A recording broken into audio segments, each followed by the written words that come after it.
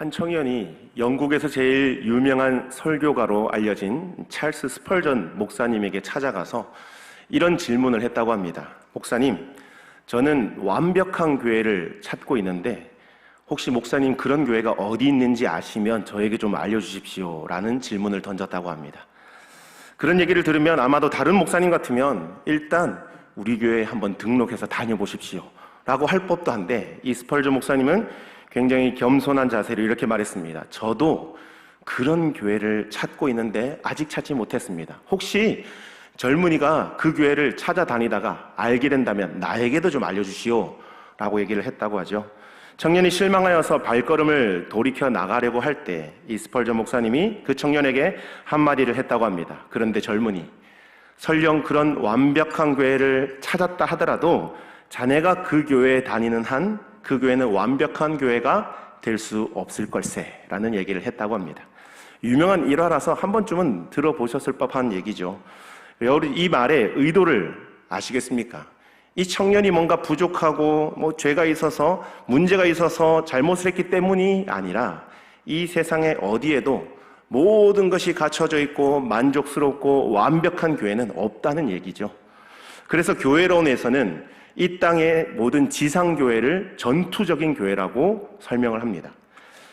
성도들끼리 치고받고 싸우기 때문에 전투적인 교회라는 의미가 아니라 죄와 싸우고 사단이 틈타지 못하도록 전투적으로 싸워서 믿음을 지켜나가야 되기 때문에 이 모든 지상교회는 전투적인 교회다라고 설명을 하는 것이죠. 모든 사람들이 죄인이기 때문에 죄인들이 모인 이 모임, 교회에는 별의별 일들이 다 일어날 수 있습니다. 따라서 교회는 믿음 좋고 훌륭한 기독교인들을 모아서 전시해 놓은 전시장이 아닙니다. 오히려 불완전한 사람들을 교육시키는 학교와 같은 곳이고, 그리고 아픈 환자들을 보호하고 치료하는 병원과 같은 곳이기도 합니다. 이처럼 사람이 완벽하지 않기 때문에 모인 교회도 완벽할 수 없는 것이죠. 조금 더 성숙하고 더 건강한 교회는 있을 수 있지만 결코 그 교회도 완벽하진 않을 것입니다. 교회마다 정도의 차이는 있지만 모두가 부족함이 있고 연약함이 있습니다. 그렇기 때문에 우리는 하나님의 자비하심을, 긍휼하심을 구해야 될 필요가 있는 것이죠. 이렇게 연약한 우리들을 강하게 사용하셔서 하나님의 영광이 나타나는 것입니다. 사도 바울처럼 우리도 우리의 약함을 강함으로 자랑할 수 있는 것입니다. 이럴 때 우리의 겉사람은 낡아지지만 우리의 속사람은 더욱더 새로워지고 강해질 줄 믿습니다. 그래서 우리가 완벽할 수 없지만 더 좋은 교회가 되기 위해서, 더 건강하고 더 성경적인 교회가 되기 위해서 수고하고 애쓰는 것입니다. 바라기는 우리 분당중앙교회가 이러한 애씀과 수고를 끝까지 감당할 수 있는 교회가 되기를 축복합니다. 그런데 여러분, 이러한 일은 결코 앞선 지도자 몇몇 사람의 수고로 이루어지는 것이 아닙니다. 담임 목사님께서 자주 강조하시는 것처럼 하나님 나라의 일은 혼자 할 수도 없지만 혼자 해서도 안 된다라는 그 말의 의미처럼 하나님께서 맡겨주신 이 사명, 각자에게 주신 사명이 다 있을 것이고 공동체에게 주신 사명이 있습니다. 이 사명은 혼자 할 수 있는 것이 아닙니다. 같이 힘을 합쳐서 함께 감당하는 것이죠. 우리 각 사람이 성경적이고 영적으로 더 성숙한 사람이 되어야 가능한 일이라는 것입니다. 우리 모두가 이 교회로서의 책임을 가지고 사명을 잘 감당하는 우리 모든 성도님 되기를 다시 한번 축복합니다. 한 신학자는 오늘 본문 에베소서 4장을 두고 이렇게 말합니다. 성경에서 에베소서 4장보다 더 능동적으로 교회를 잘 묘사하고 있는 성경은 없다. 다시 말해서 이 에베소서 4장이 교회론으로 가장 설명하기 좋은 본문이라는 것이죠. 원하기는 오늘 본문을 통해서 발견하게 될 교회의 사명을 우리 모두가 각자의 삶의 자리에서 잘 감당할 수 있기를 원합니다. 본문으로 들어가기에 앞서서 우리가 앞서 다루었던 1장부터 3장까지의 각 장별의 주제를 짧게 한번 정리를 하고 이 리뷰를 한번 하면서 넘어가면 좋을 것 같습니다. 바울은 에베소서 1장에서 삼위 하나님을 통하여 성도들에게 베푸신 복을 설명합니다. 그 복이 무엇입니까? 성부 하나님께서 우리를 선택하시고 성자 예수님께서 친히 인간의 몸으로 오셔서 우리를 구속하시고 성령 하나님께서 우리 가운데 찾아오신 이 인치심이 있다라는 것을 언급하였습니다. 2장에서는 허물과 죄로 인하여 영적으로 죽었던 이방인들이 하나님 은혜 가운데 구원을 얻게 되고 교회라는 새로운 믿음의 공동체 안에서 유대인이나 이방인이나 구별 없이 그리스도를 한 머리로, 한 몸으로, 한 지체가 되었다라는 것을 설명합니다. 3장에 가서는 이 바울이 계시를 통하여 깨달은 두 가지 깨달음을 나누고 있습니다. 이방인들에게도 그리스도 안에서 동일한 구원이 베풀어진다는 것과 교회는 만물을 그리스도 안에서 하나 되게 하려는 하나님의 원대한 계획 가운데 일부가 된다는 것임을 잘 설명하였습니다. 이와 같이 에베소서 1장부터 3장까지는 하나님께서 우리에게 행하신 내용들, 즉 성도의 정체성에 대한 내용이 설명이 잘 이루어져 있습니다. 교리적으로, 신학적으로 잘 풀어놓은 본문이 1장부터 3장까지이고요. 이제 4장부터 6장까지는 구원받은 성도들이 어떻게 살아가야 될 것인가, 실천적인 부분들, 성도들의 삶에 대한 부분을 잘 다루고 있는 본문입니다. 특별히 이 에베소서 4장의 주제를 단어 하나로 딱 요약하면, 한 단어로 딱 줄이면 뭐가 될 것이냐? 바로 하나됨입니다. 하나됨. 그러면서 교회가 하나 되려면 먼저 부름받은 성도들이 어떻게 살아야 될 것인가? 결국엔 다시 원점으로 돌아와서 우리가 어떻게 살아야 될 것인가? 실천적으로 어떻게 이 말씀을 적용하며 살 것인가에 대한 부분을 거론하고 있는 것이죠. 오늘 본문 1절 말씀을 제가 다시 한번 읽어보겠습니다. 그러므로 주 안에서 갇힌 내가 너희를 권하노니 너희가 부르심을 받은 일에 합당하게 행하여. 아멘. 바울은 자신을 가리켜 주 안에 갇힌 나다 이렇게 설명을 하죠. 직역하면 주 안에 죄수인 나 이렇게 표현할 수 있습니다.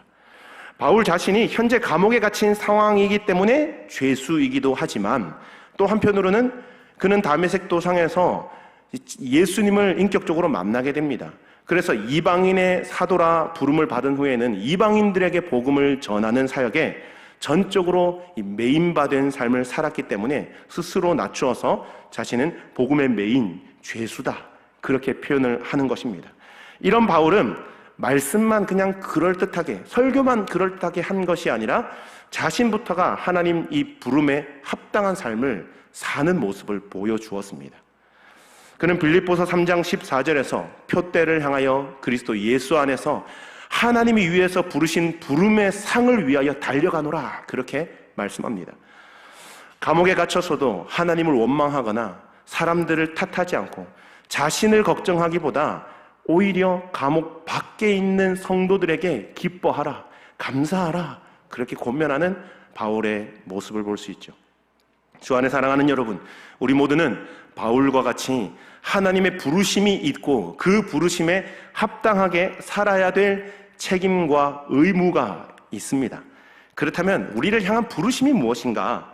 바울은 에베소서 1장 4절에서 이미 그 부르심의 책임, 의무를 이렇게 말씀하고 있습니다. 제가 한번 읽겠습니다. 에베소서 1장 4절입니다. 곧 창세전에 그리스도 안에서 우리를 택하사 우리로 사랑 안에서 그 앞에 거룩하고 흠이 없게 하시려고 그 기쁘신 뜻대로 우리를 예정하셨다라고 말씀하고 있죠. 우리를 사랑 안에서 거룩하게 하시려고 부르셨다는 말씀은 하나님께서 우리를 변화시켜 하나님의 백성답게 살아가도록 하기 위하여서 부르셨다는 것입니다. 그렇다면 이 부르심에 합당하게 행하라 라는 것은 무엇인가라는 거죠. 그것은 하나님의 형상을 회복하는 것이고 그리스도의 인격, 예수님의 이 인격을 닮아가는 것을 말하고 있는 것입니다. 바울은 계속해서 부르심에 합당한 자들에게 필요한 삶의 이 덕목들을 쭉 나열하기 시작합니다.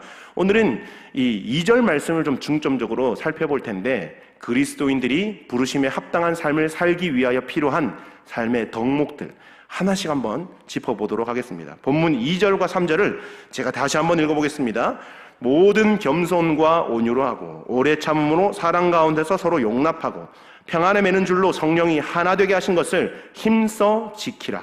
아멘. 성령이 하나 되게 하신 것을 힘써 지키는 것이 부르심을 받은 성도들이 합당한 태도이다 이렇게 말씀하죠. 예수님도 산상수훈에서 너희는 세상의 소금이 되어라 라는 것이 아니라 너희는 세상의 소금이니 라는 선언을 하셨습니다. 마찬가지로 바울도 하나 되기 위해 라는 어떤 목표를 설정하는 것이 아니라 하나 되게 하신 것을 지켜라 라고 말씀하신 것이죠. 이미 하나 되어 있다라는 것입니다. 그리고 또 힘써 지키라는 단어에서 이 힘쓰다라는 단어도 현재 명령형으로 사용하고 있는 것입니다. 이것은 하나 되는 것이 그냥 이루어지는 것이 아니라는 것이죠.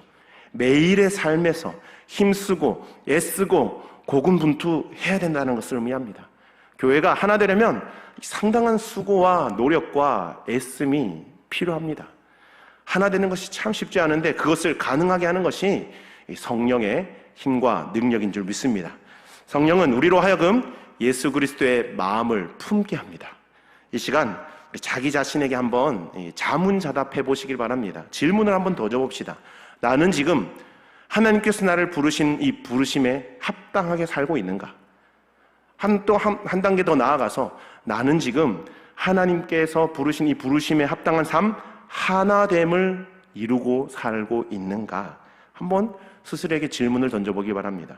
담임 목사님 말씀처럼 방문 열고 들어가면 그곳에 빛을 비추는 사람인가? 내가 들어가면 그곳에 화평이 일어나고 평화가 일어나고 내가 들어가면 그곳에 웃음이 넘치냐? 지난주 담임 목사님 말씀하셨던 것처럼 내가 웃긴 사람이냐? 다른 사람에게 웃음을 전해주고 행복을 전해주는 사람인가?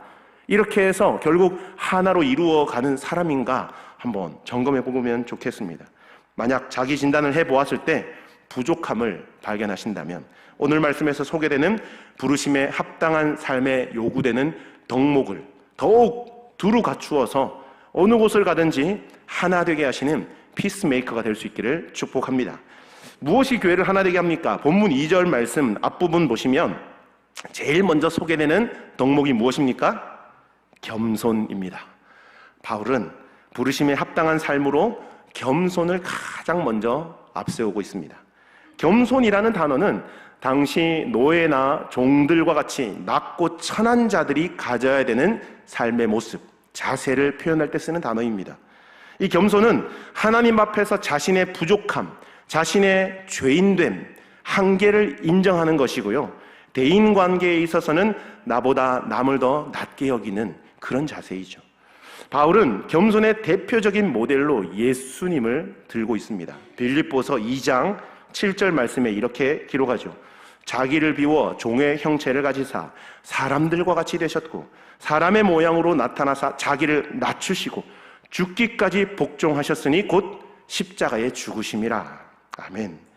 만왕의 왕이신 우리 주님께서 이 땅에 낮고 천한 인간의 모습으로 찾아오신 것이야말로 겸손의 가장 극치를 보여주는 것이라고 할 수 있지 않겠습니까? 그렇다면 우리도 예수님을 본받아 상대방을 사랑으로 섬겨야 될 줄 믿습니다. 또한 모든 겸손이라고 했죠. 그냥 겸손이 아니라 모든 겸손으로가 했다는 것은 상황에 따라서 달라지는, 그리고 상황에 따라 다르게 적용되는 겸손이 아니라 전적으로 겸손해야 된다는 것입니다. 언제 어디서나 누구를 대하든지 겸손해야 된다는 것이죠. 예의상 다른 사람의 어떤 시선을 의식해서 겸손한 척하거나 은연중에 자기가 얼마나 대단한 존재를 막 과시하면서 말과 행동으로 다른 사람을 무시하는 그런 사람들이 더러 있습니다. 그러나 여러분, 하나님은 교만한 자를 물리치시고 겸손한 자에게 복을 주시는 줄 믿으시기 바랍니다. 우리가 모두 예수님처럼 상대방의 가치를 진심으로 인정하고 겸손한 마음으로 그를 존중하고 그를 높일 줄 알 때 이 성숙한 성도들이 되어서 이 교회를 더욱더 하나 되게 할 수 있는 줄 믿습니다. 두 번째로 무엇이 교회를 하나 되게 합니까? 두 번째로 나오는 덕목이 뭐죠? 온유입니다. 온유. 여러분, 온유한 사람이다 라는 그런 단어를 들으면 어떤 이미지가 떠오르십니까? 대부분은 온유하다라는 단어를 들으면 부드러운 사람, 성격이 급하지 않고 아주 이렇게 차분한 사람, 아주 젠틀한 사람, 이런 이미지를 떠올리실 것입니다.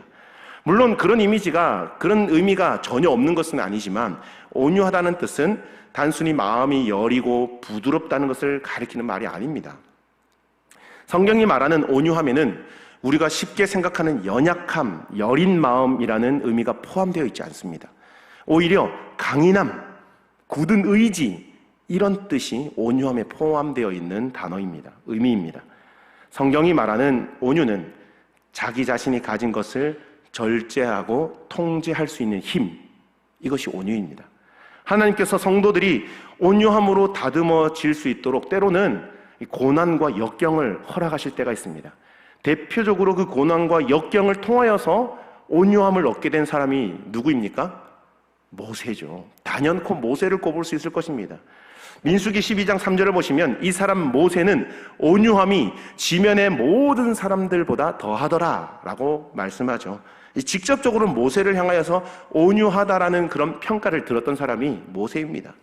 그런데 이 모세가 온유함을 타고난 것일까요? 아닙니다, 여러분. 모세는 광야 학교 40년 동안 이 광야 학교를 거치는 동안 갈가지고 닦여지고 그렇게 해서 온유한 사람이 된 것입니다. 진정한 온유는 절제와 덕에서 나온다는 것을 명심하시기 바랍니다. 바울은 고린도전서 10장 23절 말씀을 통해서 온유한 자의 삶을 이렇게 설명합니다. 모든 것이 가하나 모든 것이 유익한 것이 아니요 모든 것이 가하나 모든 것이 덕을 세우는 것이 아니니라 라는 말씀을 하죠. 바울은 자신의 주장이 아무리 옳아도 너무 지나치게 주장하지 말고 힘이 있어도 이 과도하게 사용하지 말고 자유와 권리가 있다고 해도 다 쓰지 않고 그리스도의 덕을 세우라는 권면을 하죠.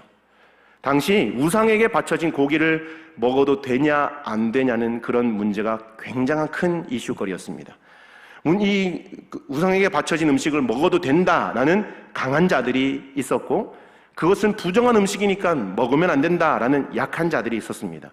바울은 강한 자에 속한 입장이었지만 이렇게 얘기하죠. 만약 이 고기를 먹는 것 때문에 형제가 실족하게 된다면 자기는 평생 고기를 먹지 않겠다라는 그런 말을 할 정도로 자신의 권리를 유보하는 사람이었습니다. 이것이 온유의 모습이죠. 온유하려면 자신의 감정을 다스리는 부드러운 성품과 이 통제된 절제된 힘이 필요합니다. 또한 바울은 디모데후서 2장 24절에서 이렇게 기록하죠. 주의 종은 마땅히 다투지 아니하며 모든 사람에 대하여 온유하며 가르치기를 잘하며 참으며 라고 하면서 그의 영적인 아들 디모데에게 대인관계에 있어서 쉽게 노를 바라지 말아라. 자신을 잘 통제하고 제어해라 라는 것을 권면하고 있습니다. 이렇게 성경의 여러 인물들의 면면을 살펴볼 필요 없이 이 온유함에 있어서도 가장 대표적인 모델로 누구를 생각해 볼 수 있을까요? 예수님이죠. 마태복음 11장 28절 보시면 수고하고 무거운 짐진 자들아 다 내게로 오라. 내가 너희를 쉬게 하리라. 이 말씀까지는 우리가 너무 많이 잘 알고 있습니다. 교회마다 벽에도 많이 이렇게 기록되어 있죠. 근데 그 뒤에 나는 마음이 온유하고 겸손하니 나의 멍에를 메고 내게서 배우라. 그리하면 너희 마음에 쉼을 얻을 것이다 라는 말씀을 합니다. 겸손은 자신을 과시하지 않고 온유는 자기 자신의 권리를 내세우지 않는 것입니다. 우리 예수님은 겸손과 온유의 완벽한 본을 보여주신 주님이시죠. 바라기는 우리도 그 예수님을 본받아 겸손하고 온유한 사람이 되어서 교회의 하나됨을 이루어 갈 수 있기를 간절히 축원합니다. 세 번째로 무엇이 교회를 하나되게 한다고 기록되어 있죠? 네, 이제 세 번째쯤 되면 대답을 하실 법한데 세 번째는 오래 참음입니다. 특별히 이 세 번째 덕목은 우리 한국인들에게 가장 쉽지 않은 항목이죠. 오래 참음. 우리나라에서는 뭐든지 행정적인 처리 속도가 막 빠르죠. 빨리빨리 진행되죠. 모든 주변 환경이 다 빠른 것에 익숙해져 있기 때문에 크게 와닿지 않을 수 있는데 우리가 외국에 나가보면 굉장히 어렵다는 사실을 알 수 있습니다. 그래서 한국에 살다가 여러 가지 이유로 해외에 이민을 가시거나 아니면 유학을 가거나 장기 체류 목적으로 해외에 가시는 분들이 제일 먼저 얻게 되는 질병이 있다 그래요. 뭔지 아십니까? 모든 사람들이 얻게 된 한국인이라면 공통적으로 얻게 되는 질병이 있는데 그것은 향수병이 아니라 화병이라고 합니다. 못 참아서 너무 느린 시스템 때문에 행정 처리가 너무 더디게 진행되기 때문에 이걸 기다리다 화병을 얻는다 그래요.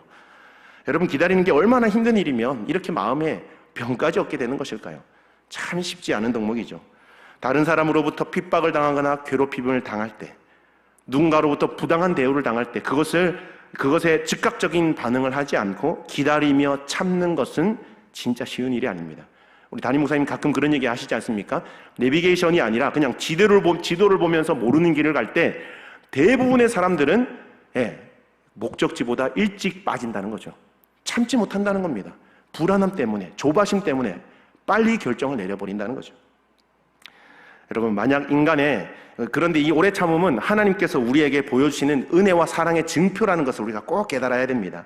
왜냐하면 만약에 인간이 이 죄악과 허물에 대하여서 하나님께서 그때마다 즉각적으로 그냥 참지 않고 심판을 해버리신다면 이 땅에 살아남을 수 있는 사람이 누가 있겠습니까? 아무도 없을 것입니다. 베드로후서 3장 9절에 이렇게 말씀하죠.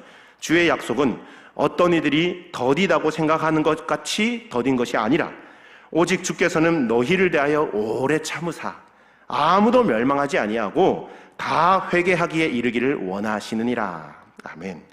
하나님께서 우리를 오래 참아주셨던 것처럼 우리도 다른 사람들을 참아주고 이해해주고 기다려줄 수 있기를 바랍니다. 여러분, 우리가 이 고린도전서 13장, 잘 아는 장이죠. 이 장을 뭐라고 부르죠? 무슨 장이라고 하죠? 사랑장이라고 합니다. 이 사랑장에 나오는 사랑의 속성 중에 제일 먼저 나오는 것이 무엇인지 아시죠? 우리가 찬양으로도 많이 부릅니다. 사랑은 언제나 뭐죠? 오래 참고. 오래 참는 것이 굉장히 중요하죠. 그리고 이 갈라디아서 5장 22절에 성령의 열매에도 사랑과 희락과 화평과 그 다음에 뭡니까? 오래 참음입니다. 오래 참음이 참 잘 되지 않기 때문에 하나님 계속해서 여러 말씀을 통해서 오래 참음을 우리에게 권면하시고 말씀하는 것입니다. 여러분, 오래 참는 것 참 쉽지 않지만 우리 인간의 의지로는 감당할 수 없습니다. 그러나 성령께서 우리에게 은혜를 주시고 성령의 인도함을 받으면 오래 참는 것 가능할 줄 믿습니다. 그래도 우리 분당중앙교회 성도들은 이 약속대로 정한 대로 끝까지 이런 이 구호를 외치면서 담임 목사님에게 오랜 세월 교육을 잘 받았기 때문에 그래도 오래 참음을 잘 하시는 편인 것 같습니다.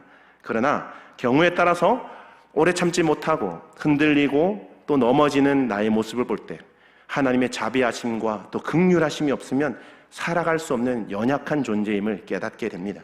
간절히 바라기는 우리 분당중앙교회 모든 성도들은 우리 이 한국인의 민족성을 초월하여서 하나님 나라의 백성으로서의 성품인 오래 참음을 소유할 수 있기를 축복합니다. 그 오래 참음으로 다른 이들을 이해해주고 품어주고 교회를 더욱더 하나되게 견고하게 세워나갈 수 있기를 축원합니다. 마지막 네 번째로 무엇이 교회를 하나되게 하느냐? 무엇입니까? 네, 용납입니다. 사랑으로 하나되게 하는 용납이죠. 함께 몸을 맞대고 사는 부부 사이에도 갈등이 생기는데 살아온 배경과 환경과 교육 환경과 여러 가지 모든 이 성격이 다른 사람들이 모인 교회에서 갈등과 긴장이 없다는 것은 그것은 거짓말일 것입니다. 서로 용납한다는 것은 대인관계에 있어서 상대방의 약점과 허물을 포용하는 것, 품어주는 것입니다. 우리가 용납해야 하는 이유는 교회를 하나 되게 하기 위함일 뿐 아니라 주님이 우리를 용납해 주셨기 때문입니다. 그리고 지금도 우리 하나님께서 우리를 용납해 주고 계시기 때문입니다. 하나님은 우리를 있는 모습 그대로 받아주신 것이지 우리가 뭔가 하나님의 어떤 조건에 맞추어서 하나님 어떤 기준에 부합되었기 때문에 우리를 받아주신 것이 아니죠. 하나님의 일을 하다 보면 실수도 있고 마음이 안 맞는 경우도 있기 마련입니다. 비록 나와 다른 의견을 가진 사람이라 할지라도 넓은 마음을 가지고 그를 이해해주고 품어주어야 합니다. 여러분, 진리의 문제가 아니라면 목숨 걸지 마시길 바랍니다. 서로 이해하고 용납하면 대부분의 문제는 다 해결됩니다. 반면에 조그만 실수나 못마땅한 것 이것들을 물고 늘어지면 화평이 깨어집니다. 무슨 일이 있으면 먼저 자기 자신을 한번 돌아보면서 상대방을 이해해주고 사랑 가운데 용납하는 자세를 가지기를 축복합니다. 우리 담임 목사님께서 우리 교육자들에게 이렇게 가끔 한 달에 한 번 정도 목회적인 조언을 해주시고 또 팁을 주실 때가 있습니다. 지난주에 우리 교육자들 다 같이 모여서 담임 목사님께서 하신 말씀을 듣는 중에 마음에 너무 와닿는 한 줄의 이 문장이 있어서 제가 다이어리에 몇 번을 이렇게 적어 내려갔습니다. 그 한 줄의 문장은 이것입니다. 설득은 상대방의 마음을 움직이는 것이 아니라 내 진심을 보여주는 것이다. 여러분 동의하시고 공감하십니까? 설득은요, 다른 사람에게 계속 이렇게 설명을 해서 그 사람을 막 어거지로 해서 마음을 움직이려고 하는 것이 아니라 나에게 있는 진심을 보여주는 것이죠. 그러면 상대방이 결정하는 것은 상대방의 몫입니다. 비록 짧은 한 문장이지만 저에게는 참 많은 생각을 하게 했습니다. 서로 용납한다는 것도 마찬가지라고 생각합니다. 상대방을 자기에게 억지로 맞추어서 나에게 공감하게 만들려고, 나에게 같은 마음을 품게 하는 것이 아니라 있는 그대로 상대방을 그냥 받아들이는 것이죠. 그 순간의 진실을 아주 그냥 소중하게 여기는 것입니다. 왜 여러분 갈등이 생깁니까? 나와 다른 것을 틀리다고 정죄하기 때문 아니겠습니까? 다를 수 있습니다. 그 다름을 인정하면 되는데 내가 기준이 되어버려가지고 나와 다른 것은 다 틀린 것, 그렇게 판단하고 정죄하기 때문에 갈등이 생기는 것입니다. 로마서 15장 7절에 그리스도께서 우리를 받아 하나님께 영광을 돌리심 같이 너희도 서로 받으라 라고 말씀합니다. 즉 상대방에 있는 그대로의 모습을 기쁨으로 받아들이라는 말씀이죠. 이러한 마음으로 서로를 돌아보고 격려할 때 분란은 사라지고 갈등은 종식될 것이며 교회는 평안을 누리게 될 줄 믿습니다.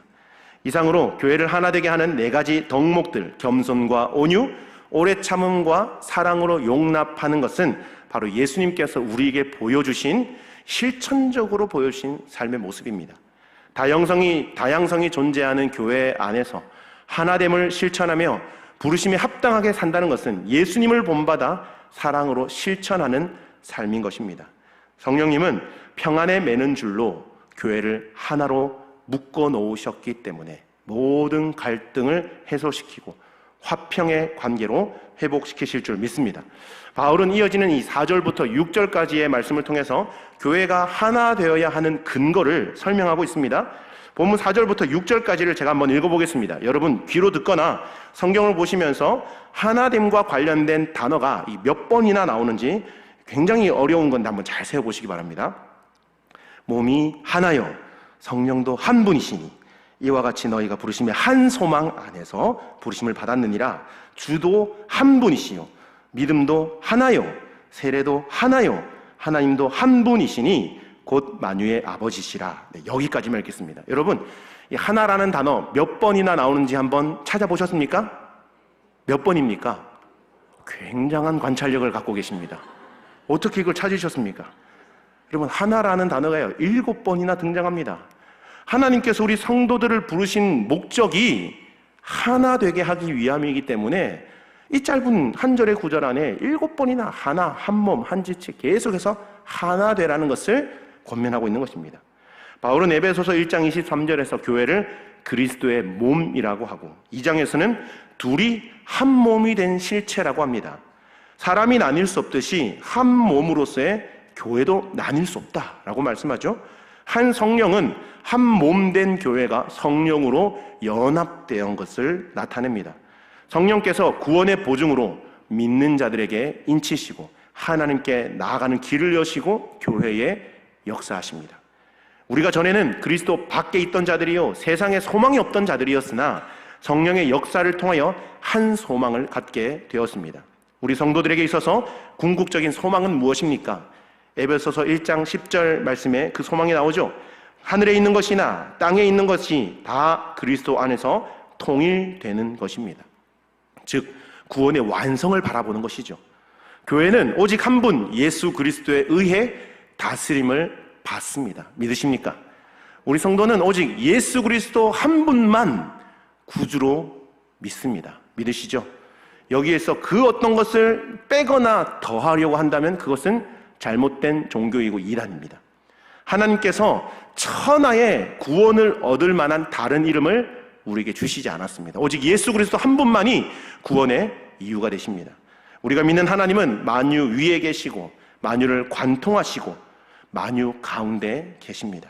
하나님은 만물을 초월하실 뿐 아니라 만물 안에 역사하시죠. 만유 안에 계신 하나님은 한 분이라는 사실을 통해서 교회가 하나 되어야 된다는 당위성을 말씀하고 있는 것입니다. 주 안에 사랑하는 여러분, 우리 안에 혹은 우리 교회 안에 하나됨을 깨뜨리는 요인이 어떤 것이 있는지 한번 면밀히 살펴보시기 바랍니다. 우리 교회 안에 하나됨을 더욱 이루기 위해서 필요한 것은 또 무엇인지 한번 점검해 보시기 바랍니다. 그리스도 안에서 역사하시는 하나님의 구원 사역의 궁극적인 목표는 만유를 통일하는 것, 다시 말해 하나 되게 하는 것인 줄 믿습니다. 우리 분당중앙교회가 더욱 성숙한 교회로 나아가기 위하여 모든 성도들이 주님께서 부르신 부름에 합당하게 살아갈 수 있길 바랍니다. 겸손하고 온유하며 그리고 오래 참고 사랑 안에서 서로 용납함으로써 주님께서 이루신 하나됨을 주님 다시 오실 때까지 끝까지 힘써 지킬 수 있기를 간절히 축원합니다. 그러려면 우리 모두 교회의 정체성과 사명을 발견해야 됩니다. 죄로 가득 찬 세상을 바로 세우며 구원의 회복을 이루는 교회, 하나님 뜻대로 세상의 빛과 소금이 되는 이 교회, 선교적 교회의 사명을 감당하기 위하여서 빵과 함께 복음을 전하는 교회, 이 교회의 사명을 우리가 꼭 잘 감당해야 됩니다. 성령의 능력으로 우리가 속한 삶의 현장에서, 그곳이 직장이든 가정이든 교회이든 어디에서든지 하나 되기를 힘쓰며 매일의 삶에서 주님의 흔적을 남겨가시는 귀한 주님의 자녀들, 주님의 백성들 될 수 있기를 주의 이름으로 간절히 축원합니다. 기도하겠습니다. 지금도 살아 역사하시어 날마다 우리의 삶을 인도하시는 하나님 참 감사합니다. 우리도 오늘도 우리에게 주신 그 하나님의 말씀을 마음에 새기기 원합니다. 하나님께서 우리를 부르신 이유가 무엇인지 바르게 분별하고 그 부르심에 합당한 삶으로 살아갈 수 있게 하여 주옵소서. 하나님과 사람들 앞에서 겸손하게 하시고 온유하게 하시고 오래 참고 기다릴 수 있는 인내력도 갖게 하셔서 사랑 안에서 서로를 이해하고 용납하는 주의 자녀들 되게 하여 주시옵소서. 이것이 부르심에 합당한 성도의 모습인 줄 알고 성령이 하나 되게 하신 것을 끝까지 힘써 지킬 수 있는 그리스도의 군사들 되게 하여 주시옵소서. 그리하여 우리 분당중앙교회가 더욱더 견고하게 세워져 나가고 같은 소망과 같은 비전을 품고 주님의 나라와 영광 위에 아름답게 우리의 삶이 드려지게 하여 주시옵소서. 감사드리며 이 모든 말씀 존귀하신 예수 그리스도 이름으로 간절히 기도드립니다.